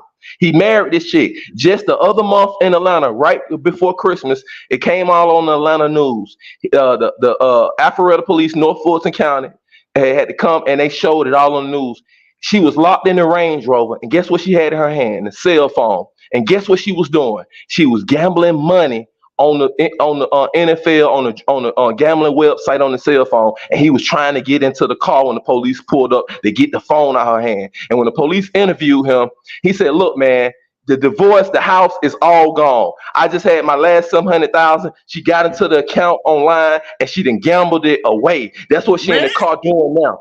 And she was literally, and it showed it on the news, when the police officers went back up to the car, she tried to hide the phone, put it between her legs, and say, "Oh, I was texting somebody." He said, "Ma'am, your husband said you're gambling on the phone, and that's why he's trying to get into the car, and you call the police like he's trying to hurt you, but he's trying to stop you from gambling online." So it's getting where this online DraftKings gambling has destroyed an ex-NFL player's marriage because the white girl from Housewives of Atlanta is gambling and he don't know it, and she hitting his account and then thinking she can get a big hit, bet on this game and bet on that game and get a big hit and get the money back, and he done lost his marriage. That's it. Hell of an addiction. But yeah, but can I say something before I go? And y'all switch it up. I was just gonna piggyback off this point. Go ahead. I read an article. It said that Taylor Swift has brought the NFL 300 at the time of this. Yes, $351 million in just from people watching. That from people watching her. That's why they show her doing the game in the box. I totally understand that. Now, so I was just having a conversation with my pops, and then we was talking about the Super Bowl and who we think was going to win the same conversation. And I'm thinking, like, me personally, since my team isn't in it per se, Like Mine ain't I'm either. kind of don't care. You know, Me you're just neither. watching it because it's going to be a party. It's going to be a turn up. You know, you're interested to see it. But I think more people want San Francisco to win because they're sick of the Taylor Swift and they see the bullshit. You know, they tired every time my man catch the ball. That's who's gonna win. Listen. He's really right. Listen, That's just noise. he's really right. True sports fans don't want to see that shit. But the whole point to what my man was saying the other day, just right now, it's pushing the agenda. So right it's pushing the agenda, and it's gonna make people who ain't got nothing to do with football bet on football. Exactly. So hey Sway, I'm Yoga. My name Yoga. Okay, Yoga. It's Slade though. You keep saying Sway. Oh, Slade. Yeah, oh, I'm Slade. on this. You know, I'm on the cell phone. Slade. Yeah. All right, Slade. But yeah. Slade, where you from? You from Michigan? You from the 313? Let J Mark get his own. No, I'm from the East Coast originally, but I live here most of my life. Okay, go ahead, J Mark. I was saying that I think that's the average football fan, the average Joe is tired of that shit, and I think that like if you put a poll up, I think that the United States, that more people want San Francisco to win in general, just because they tired of Mahomes again. Can I tag on to that point right there? Yeah. When you say more people want, when J Mark said he want more people want to see San Francisco win so they can stop saying that lovey-dovey, keep showing Taylor Swift. I think the exact opposite. It's more women in this country. I also think the exact opposite. Listen, y'all. Listen, I'm going to open up the next level of the game that the NFL marketing team peaked. See, the NFL marketing team looked at how many more women supporters they got with Russell Wilson and Ciara, and showing what Russell Wilson and Ciara that, oh, you can go out here and be a girl and have all these other boyfriends, but you can still get you a top NFL man. And that's they doing the same thing with Taylor Swift with the white community. They showing her she'd had all these other boyfriends, but now this top level guy, this top level white guy, NFL player, Super Bowl ring winner, he gonna leave all these other women that ain't been all around the block, and he gonna get with this well-known celebrity that had all these public relationships and been with all these other celebrities, and then he gonna marry her and get down on his knee. See, that's what they're promoting. So they saw they brand the Russell Wilson Ciara thing on us, and then they saw how many products it sold. So they need another new NFL couple so they can do the same thing and then sell a lot of products, because all the women, bring in new women to look at the game, because women thinking now, I'm gonna get me an NFL man. So the NFL is secretly marketing to women, get you a husband, come be around the games, come be around the parties, come look, come be involved, and get you a man. You're gonna get a husband out of this. So they're secretly marketing, get you a husband from being involved in coming to and looking at and being involved in the NFL, and that's what's going on also. Yeah, it's a lot going on, and there's a lot going on leading up to the Kansas City winning, and Taylor Swift and the Kelsey Boosie fade. They calling him Boosie fades, but we don't know a lot of stuff that the owners know. Everybody gonna be betting on them Kansas Cities. Why the motherfuckers gonna clean up? So keep your eyes open. Yeah, that's what. Listen, that's what they got them spreads for. It's gonna be crazy. That's what they got them spreads for. Are you gonna bet? But I just wanted to ask Yoga. He got a fight coming up, and he ain't been promoting it or nothing. You know what I'm saying? It's March. That's like next month. And where it's gonna be at, and where can we find it at, or where can we come purchase a ticket at? I'm gonna be fighting. And what's his name? 2024, Sosúa, Dominican Republic, Halloween weekend. So what happened to the fight in March? I'm going to be fighting Sosúa. My first public official fight is going to be Sosúa, Dominican Republic 2024, coming up this Halloween weekend officially. Oh, you told the whole traveler sector you had a fight in March, though. Before that fight. Yes, that was before I got. Last week. Hold on, listen. That was before I got a contract and situation down with the troll over in Amsterdam, the guy that everybody want to see me fight. So that's what's going on. And I'm having other build up. I'm calling them hard sparring matches before then. I'm having a couple of those before then. It'll be one in March. I'm calling that's a hard sparring match. That's why that's not going to be an official fight, or when that's going to be a hard sparring match. So I'm gonna have a couple of hard sparring matches. Then I'm gonna have the official fight in October Halloween of 2024. Full Muay Thai rules. So it'll be boxing, knees, elbows, perfecting my spinning elbow, and sweeps also. So that's what's up. Anything else you want to know, Bipolar? I can tell the other guy that was to one personality. I can explain to your other personality also. I can explain it to both of y'all. Will you have one of y'all tell the other one what I just said, and then now we good? I'm good, man. You should have just. Okay, great. See, they don't want to accord today. Both of you guys, both of your personalities don't want to accord today. As you've been a fighter and you got fans out there in the traveler sector, you should have announced it on somebody's platform that you wasn't going. No. We're going to. Hold on. We actually, I talked about it here, but what we're coming is because I got an official contract with the guy.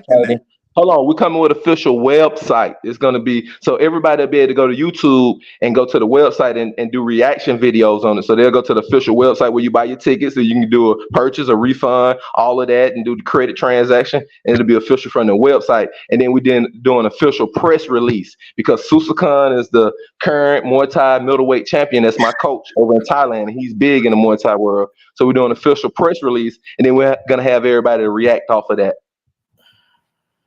It's gonna be my first Muay Thai fight. I'm a rookie, but I'm coming in with a legendary coach. So what can we go on the website? Because that only take like that's coming very soon. Just the other week we just got confirmation of the contract and got everything down. You said what? Oh, you ain't got a website yet? I said we just got everything confirmed with the other fighter, so everything is in motion now. Oh, so you fighting that in Sasua then? You got an event. The website is coming just in a couple weeks. And so everything's official. The fight is in October. So I just got the contract and get everything agreed on the other fighter. Now we're about to roll out so you can see everything official and purchase. And we'll have the live streaming through the Passport Bros app. You'll be able to watch the Yoga fight live anywhere over the world on your phone or cast it to your TV. Now I'm gonna be there in person. Well, great. So definitely we're gonna sell out in Sasua and at the actual location. But then we might have with Passport Bros in the community. We got 40,000 people in the Facebook Passport Bros group. I'm big all over the travel community and YouTube, and a lot of brothers are interested in seeing this, and they've been watching me train for real seriously over in Muay Thai, over in Thailand, doing Muay Thai with Susa Khan and Sanchai with the greats. So we might have about 100,000 watching on the live stream also. You going for Halloween? I don't know just yet. I'm trying to. Yeah, I ain't going for the fight. I'm going for Halloween though. Well, we'll be fighting live the Halloween weekend. That's Saturday night. Sunset. We're gonna have the ring is gonna be on the beach. Oh, so that's that'd be live right there. Yeah.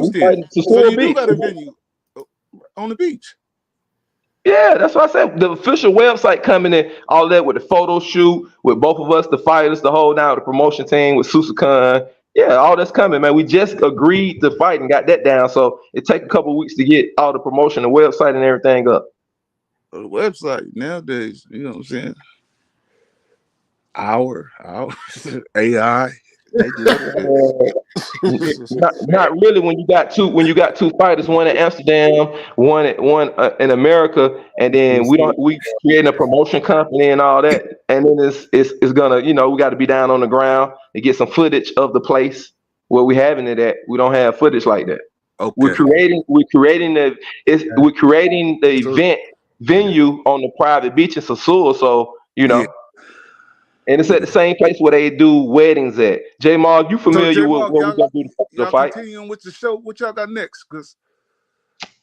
Yeah, because you getting real lame. I understand you're a fan of the fight coming. It is what it is. No, I guess we was started. This was a Super Bowl. This was a Super Bowl pick. So I guess my pick, I'm going for San Francisco. I think I do see all the you want to argue. He want to call me lame and get mad when I call him. I guess my point was, that's why I let you lead off. I think, even though it's all types of, shady shit going on in football, I think that 49ers come through. All sports have shady since they all started, and I got Kansas City.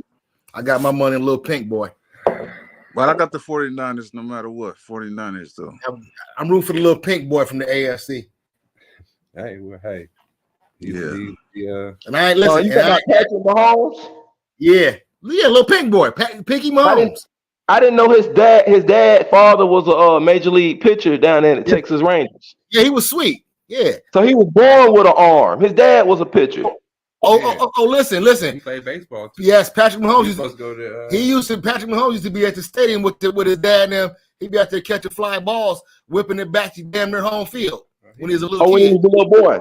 Yes, he always been a G. Yeah, I didn't know he grew up. Dad in the pros. His dad was a pro. I didn't know that. That was great. I was glad to see the next generation make it to the league, professional. Professionally. And on top of that, they are the better team. Yeah, listen, and the whole problem I think is San Fran's defense has been so overhyped the past few weeks. They ain't been playing good like they did. No. That ass. They ain't been playing good the second half of the year. It was real good the first half of the year. Second half. Yeah, when all them injuries start setting in. Yeah, when people start getting hurt, that's what happens. Have you ever seen them type of comebacks? Huh? Have you ever seen them type of comebacks? Yeah, plenty of times. You just brought one up. Name a game. Huh? Don't name that Super Bowl. Name a game. A championship game. Name a championship game where somebody came back like that and did that like that. I'll tell you one way better. It called the Buffalo Bills beating the Houston Oilers. Do you remember that? That's the greatest comeback ever. Never went to the Super Bowl. Huh? I mean, they did go to the Super Bowl. Yeah, I know they went 3 times. What are you talking about? Do you remember that comeback? 3 rings. How they keep going and losing? Because they was garbage. Jim Kelly with his yellow teeth. Yep. I mean, and an alcoholic too. I used to live in Buffalo. I know the dude. Hey, I feel sorry for him though, man. Yeah, I feel sorry for Bruce Smith is who I feel sorry for. I feel sorry for Bruce Smith. That's my dude. But San Francisco they showing it right now. They the better team. You know what I'm saying? But the problem with San Francisco is ain't no problem. Yeah, it's a lot of problems. If anyone that's trickery. If any one of them key pieces on that offense gets crumbled, it's a wrap for them. No. See, it's only one person they got to worry about keeping healthy on Kansas City, and that's Patrick Mahomes. If San Fran loses that left tackle, it's going to be a blowout. If they lose Christian McCaffrey, it's going to be a blowout. If they lose Deebo Samuel, they're going to get beat bad. Nobody's going to get hurt. They're going to play their best ball. If Usyk ain't out there playing, they're going to lose. One key person go down, then they're going to lose. And that's the quarterback. That's it. Yeah, if Purdy go down, they really done. But if Trent Williams go down, they ain't got to worry about Purdy. Quick question, Slade. J-Mac be showing all that travel footage and stuff. Where have you traveled to? You in the travel game? Talking to you. No, he said you. No, I'm talking to you, Slade. I said J-Mac show all the travel footage on his channel and stuff. He'll travel. I met him out traveling. And DR, you travel? I ain't been traveling in a while. Nope. I'm not Mr. International. It's Morg. Man, you better get on it. Even bipolar been getting them things stamped up. Mm-hmm. The stamps. Yeah, if you ain't just stay at the house like me. Cause they ain't traveling. They traveling, but they ain't traveling. Oh, I know what they traveling for. I almost got caught up in that shit, but I didn't. Seeing some good sights out there where they traveling, huh? Good sights. You said you almost got caught up in it, bipolar. What you mean by that? It's easy to get caught up. I'm a man. I'm saying you was down in Sasua. Y'all had the ladies over to y'all. You heard what I said. I wasn't there when TMZ did that. Well, tell me this, bipolar. TMZ CC said it, and they were trying to make CC seem like he crazy or something because CC had on a T-shirt with Beyonce, and the way he wore his hair down kind of feminine. But CC was talking real. CC said, "Oh, he looked up the law in Tanzania. Any foreigners can't own land in Tanzania." So TMZ was telling everybody he building a house in Africa and all this. And then he admitted on the first show, the first channel, that he was going to Colombia having raw sex with the prostitutes, trying to get them pregnant. Then he went to DR to do it. Now he over Colombia. Then he said that he paid a dowry. And you only pay a dowry in Tanzania and Africa when the young lady is a virgin. He's marrying a 30-year-old woman that's been he paid a dowry. You don't pay a dowry for a woman unless you're a virgin. Yeah, because you was over there defending him when CC was talking and stuff. Y'all was trying to interrupt him. So I'm asking you, what do you think about it? Hold on. Back to the topic. We're trying to keep it sports related. Sports related. Slay had a question for Yoga. Yeah, bro. Yeah. You like boxing. You like boxing. Yeah, more time. Yeah. Wait, hold on, Mark. I was finna tell him. Nah, go ahead, Slade. He was gonna have to ask Tim. Go ahead, Slade. You ain't getting. Have you seen Tim Zoo box yet? Who? Tim Zoo. Cassie's little boy. Have I seen him box? Yeah. No, not yet. He coming up in the ranks? Yeah, he got a fight coming up with Keith Thurman. I just want to know what you thought about that. Oh, that's the one who fight Keith Thurman. Okay. He gonna break Keith Thurman up. Oh, you know him or something? You got some special connection? No, I've been watching that boy his whole career. Oh, okay. Yeah, man, I've been training Muay Thai. I went over to Thailand for 4 months last year. A year before last in 22, beginning of 2023, training Muay Thai the whole time, and then I went back and I'm training now, and I'm going back in a couple of weeks. So I have almost a year of training Muay Thai rigorously, really fully committing to the art, and that's why I'm going to test my skills and have this first fight coming up later this year. What was your base discipline? Wrestling, boxing, or? Actually, I'm a basketball player, baseball player, and so I trained boxing for a year with a Cuban coach, Nicholas Isidore. He's a Cuban gold medal Olympic coach, and I was training with him. Yeah, I was training with Nicholas Isidore for a year, and before I went to Thailand. And just boxing. So I had to change my whole stance and all of that and learn kicking and stuff in Thailand. That's different, boy. That's the different shit right there. So I'm a basketball player. I'm still dunking. Okay. Yeah, so I just saw J Maul about a couple weeks ago down in the Dominican Republic, and he hadn't seen me since I had been to Thailand doing the training. He saw my Muay Thai training online, and he asked me, he raised his hand up in the air and asked me, he wanted to see could I really kick his hand, and I was able to do it with ease. Good stuff. Okay, that's good to know. Y'all smoking on that Canadian over there, huh? No.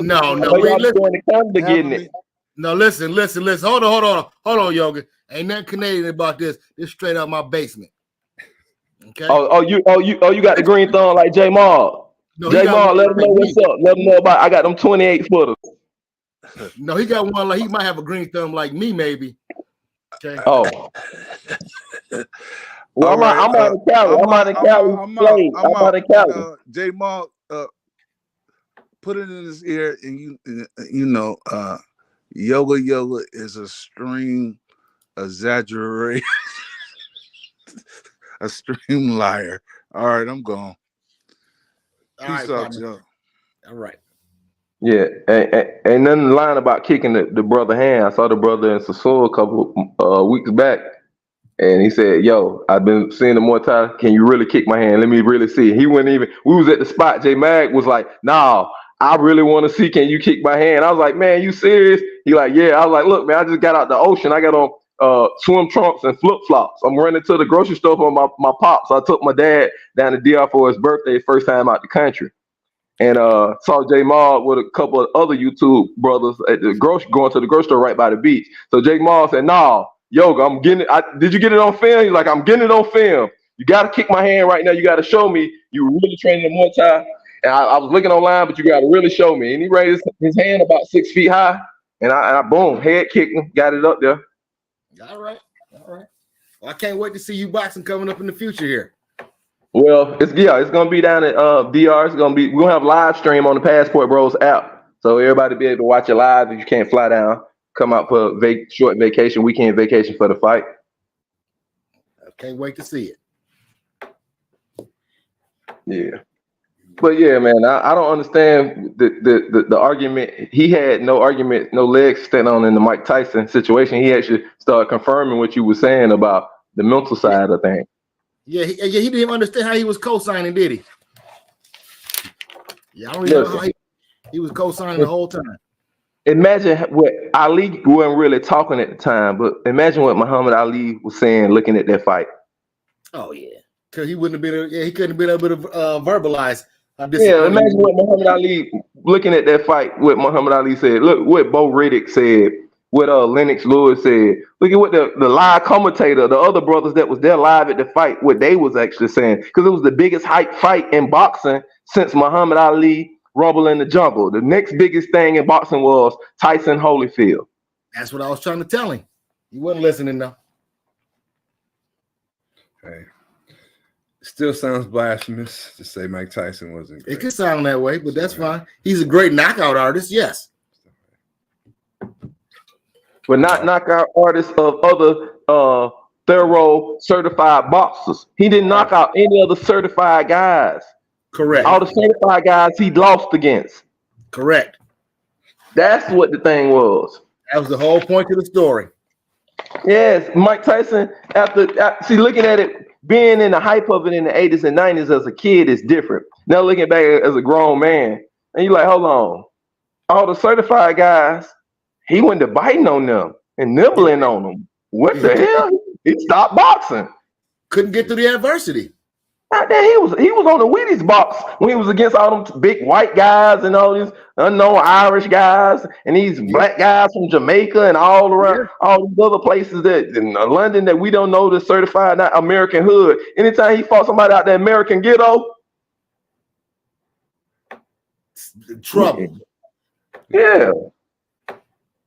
Listen, you could take that. We could take that all the way back to the beginning of his career when he fought a hometown hero of ours, Tony Tucker. But Tony Tucker was fighting Mike Tyson with a broken hand, and Mike couldn't do too much with that boy.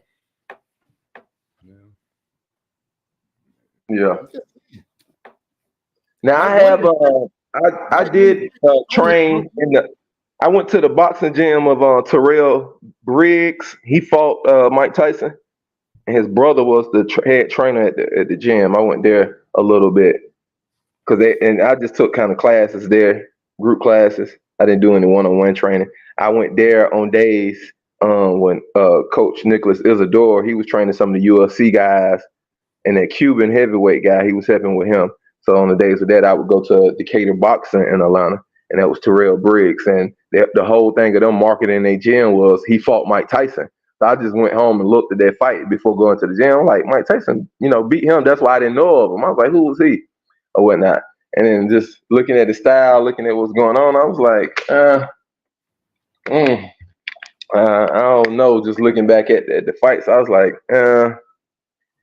if he fought Holyfield or Lennox Lewis or Buster Douglas, they would have beat him, creamed him, wiped them up, mopped them also. So yeah. On that note, I don't know. Hate to end that on such a blasphemous term, but I guess y'all might. Well, he didn't do it against Holyfield 2 times, and Lennox Lewis just was tagging him. You go back and look at that little Lennox Lewis fight. He couldn't get past them long arms. Lennox Lewis kept that jab out there. That was a bad. And he was standing Mike Tyson up. Mike Tyson was looking like he was standing on the toilet because as soon as he rushed in, with the peekaboo style, Lennox Lewis is throw that straight jab and catch him before he do the left or right. The first up of the peekaboo, you hop forward. And every time he hopped forward, Lennox Lewis would catch him with that long jab, and it looked like he was sitting on the toilet because he had both arms still up on his cheeks. Go back and look at that fight. I'm like, damn. No, listen, it's like that. Listen, I don't have to. Catching Mike Tyson with both gloves on each cheek, you know, the peekaboo style. So before Mike can go left or right, Lennox Lewis just catch him with the jab, blah, and he'll stand him up. He look like he's standing on the toilet. I have watched that fight no less than 10 times. I know exactly what you're talking about. Every time he tried to step to get inside, and I knew that they was Emmanuel Lewis. Emmanuel was his coach. Emmanuel, the Hall of Fame guy. Yes, and they targeted. Yeah, that's the weakness of the peekaboo boxing style. Sting him with that jab. The weakness of the peekaboo boxing style at the beginning of it. So if you dealing with somebody that's not gonna let you hop up on them, you at a disadvantage because you gotta have your arms tucked to you when you hopping to get close. Correct. See, that's the part of the style. You got to hop to get up under the man to get close to get the body shots in, and that's an advantage because now you rocking like a clock, a tick-tock clock, and you're not standing still. That's good. But to get there, you got to hop in with your defense up. And if you're dealing with somebody that's good on throwing the jab and stepping back like Lennox Lewis did, oh yeah. But that's what I was trying to tell old boy though. Mike Tyson had a way around that in the beginning of his career when he had the custom model training. Everybody he fought in his early career was 6'5" and way taller than him. All he ever fought was tall guys. And when he had Gus, he knew how to deal with it. That was my whole point. He had the good peekaboo, but he had side steps and angles and shit. He lost all of that after custom model died. That's my whole point. Yep. I mean, you got to think, Mike ain't no taller than me. Mike Tyson like 5'10" at the most. Mm-hmm. So, you know, that had to be his style. Doc Rivers is like the custom model of basketball. Man, Doc Rivers like the trash can of basketball. I agree. That boy dead garbage. Well, I'm gonna have to wrap it up, button, because we about to almost pushing 11:45. Yeah. So thank you for pulling up, Yogi. You know what it is. You know, sometimes I come through, make it do what it do. You know, it was a good combo. How often you doing this show? We were trying to do this on Sundays. We just did it because tomorrow we didn't want to do it because Super Bowl, obviously. So we back Sunday to do it. Some sports. We'll have something to talk about, you know what I mean? So we can Super Bowl. This fight gonna be live. I'm looking to get the knockout on the guy talking all the trash. He even doxing me and all that. I'm looking to get the knockout on the spinning elbow. I'm trying to draw blood because in Muay Thai we can knee and elbow, and so I don't have to do all the technical stuff. I can get inside like as if I was a linebacker and then throw them balls and knees from there. There it is. All right. Like I said, I can't. Oh man. Well, Yoga. Yoga. Yoga. That dude crazy. I like him now. I like to see his fight. Can't wait. Well, yeah, thank y'all for tuning in to Buzz Live number 13. Your boy J Mog here with my co-host Slade. It's been an interesting conversation. It's really interesting. Yeah. With all that said, you got any final words? No, not today. Peace. Peace. Oh shit.